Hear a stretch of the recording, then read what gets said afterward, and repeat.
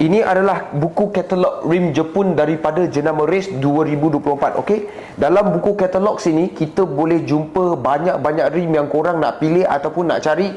Tetapi korang tahu tak sebenarnya rim dalam buku katalog ini semua kan kena tempa 4 sampai 5 bulan baru sampai.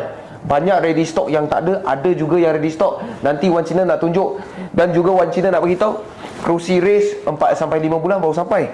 Baju apron Race masa-masa 4 sampai 5 bulan baru sampai. Gila-gila. Okey.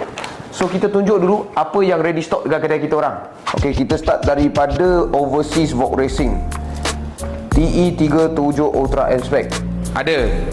TE37 Ultra Large PCD M Spec. Ada. TE37 XT M Spec. Ada. CE28 Club Racer Black Edition. Ada.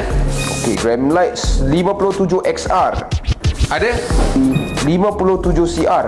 Gram Lights juga. Ada. TE37 Saga S Plus. Ada. TE37 Saga SL.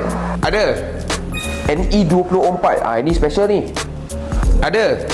G025 rim yang paling banyak orang cari sekarang. Ada. CE28 Club Racer 16 inci. Ada.